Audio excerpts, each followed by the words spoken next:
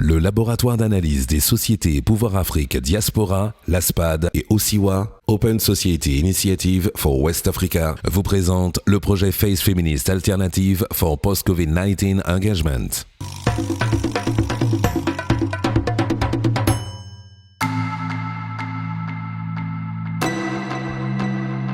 Le projet FACE, Feminist Alternatives for Post-COVID-19 Engagement, est coordonné par le laboratoire LASPAD de l'Université Gaston Berger de Saint-Louis et dirigé par le professeur Mampendaba. FACE a pour objectif de documenter, d'analyser les approches de genre sur comment les femmes se sont organisées pour s'intégrer et être des facteurs de résilience en mettant à la disposition des communautés leur capacité de réponse par rapport à la COVID-19. Dans cette même optique, Dr Ndak Diop, socio-anthropologue et membre de l'équipe de Sahara, Social Aspect of HIV/AIDS Research Alliance, basée à l'université Cheikh Anta Diop de Dakar, a mené ses recherches sur le sujet des Badjanougor, ces femmes engagées pour leur communauté et qui ont joué un rôle clé dans la gestion de la pandémie liée à la COVID-19. À l'origine, le concept de Badjanougor avait été initié par l'ancien président de la République du Sénégal, son Excellence Maître Abdoulaye Wade, qui a transformé un concept social très ancré et qui n'est pas nouveau dans le cadre des réponses communautaires. La Badjanougor a été créé en 2009 par l'ancien régime. En cette année-là, il y avait une morbidité et une mortalité élevée. Donc on s'est retrouvé selon nos traditions et coutumes. La Badjan, c'est la sœur du père. On peut l'écouter au niveau des familles. On a créé ça, on nous a formés sur la santé de la mère et de l'enfant pour lutter contre les morbidités néonatales et infantiles. Dès qu'on a dit Badjanougor, le concept a tellement marché et ça a beaucoup aidé la mise en place et la mise en œuvre des programmes de santé parce que tout le monde se voyait dedans. Chacun a une Badjan dans la famille. Ça, c'est le premier point. Donc, c'était très facile, depuis le début de l'avènement des Badjanougor, que cette façon, cette stratégie de régler des problèmes de santé marche bien dans les communautés. Parce qu'elles sont en contact avec tout le monde peut venir les voir. Il n'y a pas vraiment de barrière, il n'y a pas d'obstacle pour venir voir ces Badjanougor-là, poser leurs problèmes de santé. La Badjan, qu'est-ce que ça veut dire? C'est le frère du papa. Et c'est le frère du papa qui a la communication sociale, qui a la solution dans la famille et dans la communauté. C'est ça la Badjan naturellement. Raison pour laquelle, si on te choisit comme Badjanougor, pendant la Covid, je pense que nos rôles ont triplé même. On était en tant que relais communautaire, on était en tant que assistante sociale, on était en tant que juriste. Dans toutes les solutions, les Badjan ont leur rôle à jouer. Tous les ministères ont besoin de nous. Donc, petite enfance, de la santé, environnement, travail, tout. Nous sommes partout.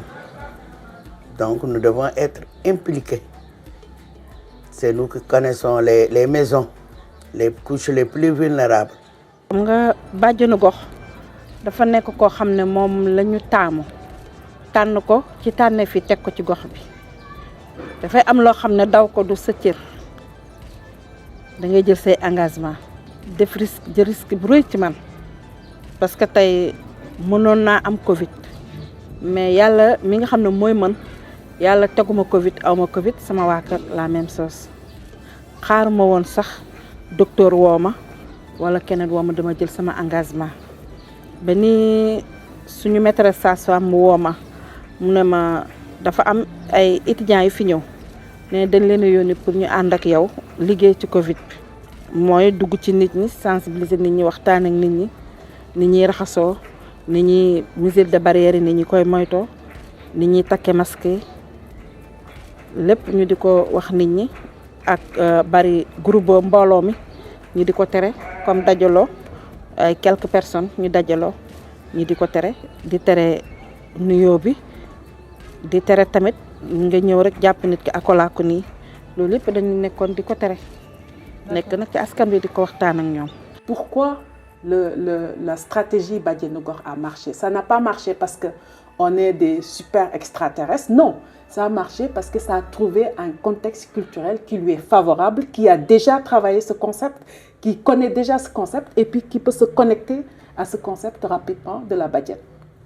Donc, transposé dans l'épidémie, il fallait juste continuer les réponses habituelles parce que les Badjanogor étaient déjà engagés dans la vaccination, la santé de la mère-enfant. Donc, tous les projets qui ont été mis en œuvre dans les districts et dans les postes de santé ont eu l'accompagnement des Badjanogor. Donc, comment on en a fait pour une continuité avec le Covid?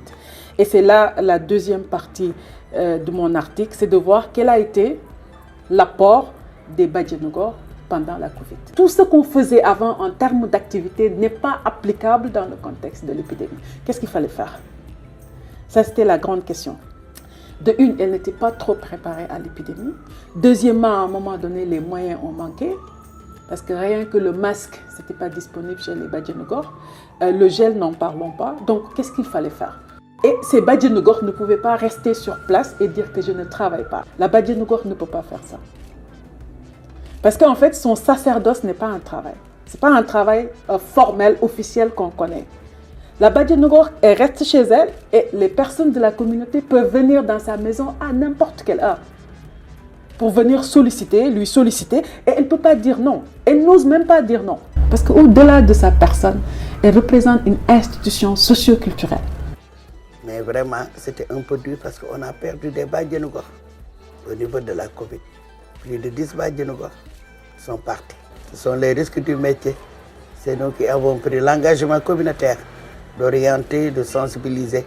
Et puis il y a des gens qui croient à la maladie, il y a certaines qui ne croyaient pas. C'était dur parce qu'on rencontrait des gens, vraiment des couches vulnérables, qui n'avaient même pas de savon pour se laver. On était obligé de les donner. toll naa jamono bi nga xam ne dawatuma leen woon parce que nit soo ko bëggee jàppale doo ko daw ñi dund lu metti da ngay gis ki nga xam ne bébéem Covid bi daf ko dal nga gis ki nga xam ne nii ne jëkkëram Covid bi daf ko dal yóbbu ko bu ñu koy dëjal ni nit ñi di def di daw mbokk bu sës ci yow moom mooy ñëw taxaw te bu ñëwee taxaw dafay dandante li ma ci gën a metti mooy sénégalais dañu xam saafante nuyoo dañu xam bokk dem nañ ba nga xam ne pour nga kuréel yaak say doom toog lekk sax mënatul nekk mais li ma gën a touché jour bi ñu leen di yóbbu 90 personnes dañuy indi prince bi di leen jël ñu gaara oto yi di leen jël di leen yóbbu quarantaine prince bi di leen yóbbu loolu dama koy dund des fois ba nëga ni damay dugg sama néeg damay jooy parce que loolu dafa métti nga wàcc sa kër ñu tëj ko buub la yóbbu la waaw dem di xool ba xam ndax am nga Covid wala amuloo Covid ñi am Covid man maa leen seeti. L'épidémie de la Covid ayant montré les limites dans les perspectives biomédicales, la question a été de savoir comment les concilier avec les perspectives de santé communautaire et les perspectives socio-anthropologiques en s'appuyant sur les Badjanogor. Quand on regarde le Covid, c'est plus de la prévention. La prévention, c'est de comment réduire les transmissions, comment réduire les infections au maximum. Et pour ça, il fallait juste se laver les mains, mettre un masque et faire une distance physique. Nous, on n'aime pas parler de distance sociale, on parle de distance physique. Donc ça, pour mettre ça en œuvre, il a fallu que, malgré que le contexte était très difficile, comment on a mobilisé les Badjanogor, parce que c'était une chaîne. Comment on mobilise les Badjanogor? Les Badjanogor sont en contact avec leur communauté, mobilisent les leaders religieux, mobilisent les leaders culturels, mobilisent les leaders politiques, pour voir comment parfois la symbiose arrive, et mobilise les jeunes.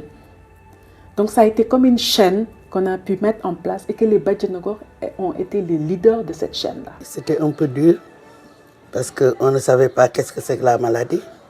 C'est après la formation qu'on nous a dit les signes, parce que nous ne sommes pas des médecins. Nous sommes proches du personnel médical. Après la formation, la première chose, c'est de nous protéger. Surtout le lavage des mains, le port du masque, le respect de la distanciation. Nous allons chez la communauté pour leur dire qu'il y a une maladie qu'on appelle la Covid-19. Il faut que vous protégez. Nous étions obligés de faire une formation pour savoir comment on fait le savon. Maintenant, je peux faire le savon moi-même et puis l'utiliser. Les gels aussi, on a reçu des formations, gels hydroalcoolisés, oui, et les savons liquides. On avait beaucoup de masques qu'on avait cousus, on les a amenés aussi. Mais après, les autorités nous ont remis des masques, vous voyez. Il y a toujours des masques ici dans ma chambre. Si je pars au niveau des régions, je suis obligé de l'amener parce que la maladie est là. Il y a une réduction, mais toujours la maladie est là. Oui. Jusque maintenant, nous faisons la sensibiliser et les VAD, les VADI. VADI veut dire visite à domicile intégré. Comment les Badjanougor ont coproduit et porté avec les femmes et les jeunes des innovations sociales extrêmement intéressantes. Elles sont allées dans les maisons, elles sont allées dans les nattes des femmes pour communiquer avec elles. Elles sont allées... Moi-même, on m'a parlé d'une initiative que j'ai trouvée tellement géniale. Pendant la période de Covid où on avait les 1000 cas l'année dernière, il y avait des tontines de femmes qui se sont juste organisées pour amener le sucre au corps sous forme de produits de prévention. Des gels, des masques, du savon, qui ont fait ça, de l'eau de javel. Vous voyez comment les gens, les initiatives au niveau local, quand c'est amplifié, quand c'est renforcé. Moi, ce que je vois dans ces initiatives locales, au cœur des communautés qui sont coordonnées par les Badjanougor, c'est l'efficacité directe, l'impact direct. Et chaque fin du mois de Ramadan, on faisait le sucre au corps qu'on nous donnait à la belle famille. Mais on s'est dit, on va reconvertir ce sucre au corps en faisant des masques, en achetant des dispositifs de lavage des mains, en fabriquant aussi du savon, parce que nous sommes des transformatrices de savon, en faisant du savon qu'on va donner à la belle famille et à l'entourage avec une technique de sensibilisation, bouche à oreille, porte à porte, pour que les communautés s'approprient des messages forts de lutte contre la coronavirus. Donc, nous avons organisé des caravanes, organisé des émissions à la radio, à la télé, parce que dans la Mali, il y a beaucoup de presse communautaire. On ne pouvait plus faire des causeries parce qu'on évitait les rassemblements, mais nous faisons des visites de proximité pour informer les gens. Nous partons au niveau des marchés, nous faisions des caravanes. Il n'y avait plus de mosquées pour parler. Maintenant, c'est nous qui allons vers les marchés, surtout au niveau des écoles. Pendant l'ouverture, nous avons créé une badjane, une classe. Une badjane va gérer une classe pour parler avec les élèves, le port du masque, le respect de la distanciation, les aliments qu'on vend au niveau de l'école. koñ bu nekk dañu jëloon seen garde def loo xamante ne comme ci koñ yi àngal yi yëpp xale yi dañ fi defoon butéel def fi robinet jël butéel bi def ci robinet def ci savon ou eau de javel. Il y avait une initiative, Romb Raxasu veut dire en français. Il faut se laver. On avait mis ici des barils. En rentrant, tu te laves, en sortant, tu te laves. Dans tout l'étendue de Grand Dakar. Une personne étrangère n'ose pas rentrer dans les rues sans se laver. Nous aussi, en sortant, nous sommes obligés de laver. La crise sanitaire a fait ressortir l'intersectionnalité de plusieurs types de vulnérabilités, de catégories sociales, multipliant les déficits et ayant peu de chances d'être prises en charge par les politiques gouvernementales. Comment les Badjanougor ont-elles opéré dans un contexte socio-économique où la grande majorité de la population active travaille dans l'informel et est en situation de sous-emploi? Dire que l'épidémie a créé ou a renforcé des vulnérabilités, c'est une répétition. C'est un fait. Il y a des familles, plus ou moins même, qui essaient de s'en sortir, se sont complètement écroulées. Voyez, il y en a qui commençaient à voir un peu, se sont écroulés, parce que l'impact a été vraiment étalé droit dans ces familles-là. Au-delà de l'aspect santé, mais les Badjanougor peuvent vous raconter des gens qui viennent solliciter un 1000 francs, un 500 francs parce qu'ils n'ont pas de quoi manger. Et pourtant, quand vous les voyez, peut-être tu te dis que plus ou moins, c'est une famille. Voilà. Maintenant, il y a des familles où vraiment, c'est à l'observable. Quand vous regardez ces familles, vous savez qu'ici, il n'y a rien. Parce que quand vous entrez, peut-être qu'il n'y a que des enfants et des femmes et des personnes âgées. Les hommes qui sont là-bas n'ont pas de revenus. Donc, ça veut dire ce que ça veut dire. Et ces Badjanogor connaissent ces réalités-là. La crise de la Covid-19 a été un choc économique et social, et même sanitaire, au sein de nos communautés. Avec des mesures draconiennes, les couvre-feux entraînant la limitation des déplacements, la fermeture des frontières. Donc nous femmes, nous sommes des acteurs aussi de développement, des acteurs clés du développement local. Et par rapport à ces activités, on avait un blocage. On ne travaillait presque pas. Et surtout, les personnes qui avaient des mobilités réduites,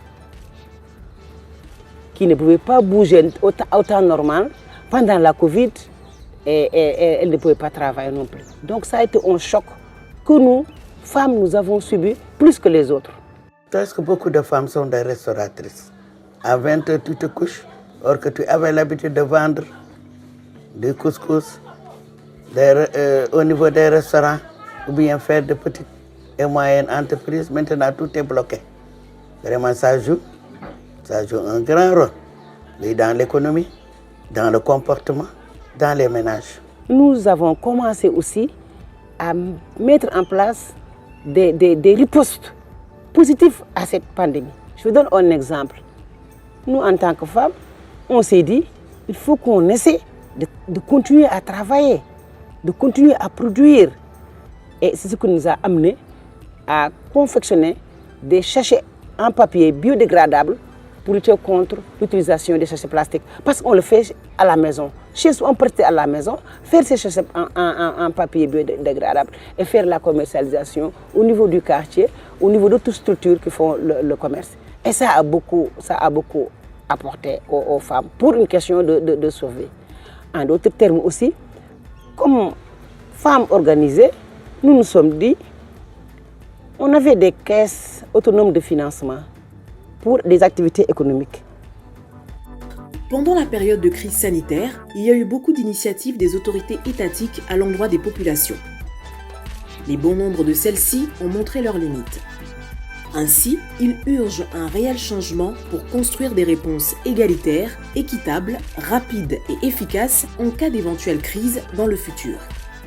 fii daal li nga xam ne moom laa fi gis ñu jox fi nit ñi mooy ceeb dëwlin saabu suukar gis naa fi président indi ko ci chef de quartier bi ñu woo bàjjenu gox yi ñu def recensé quartier bi ku ci nekk ñu jox la ñaari saaku ceeb dëwlin saabu suukar lépp boo ko totalee matul sax 80 000 ñu jox ko ni ci ku toog plus de 1 mois yoo xamante ne liggéeyuloo dafa metti.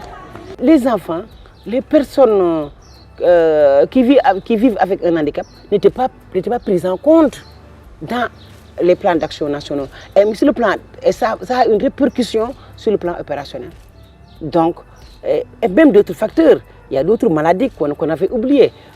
Les personnes, les femmes enceintes, on les sensibilisait pour faire leur suivi sanitaire, mais ils refusaient pour ne pas être contaminés par le coronavirus.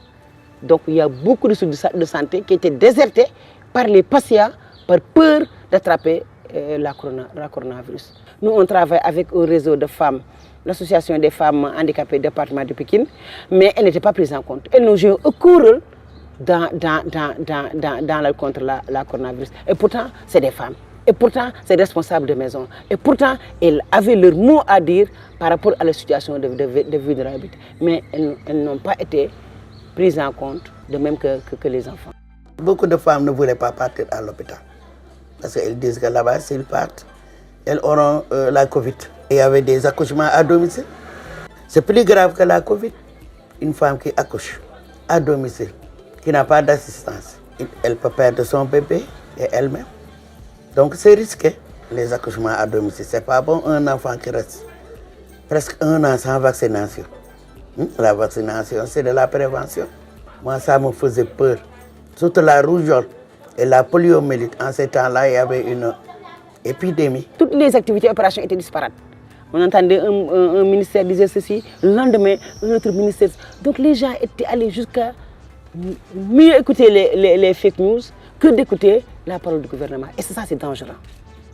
Ça, c'est dangereux. Donc, il nous faut une cohérence dans la communication, une cohérence dans la prise en charge du volet sanitaire, dans la prise en charge du volet économique.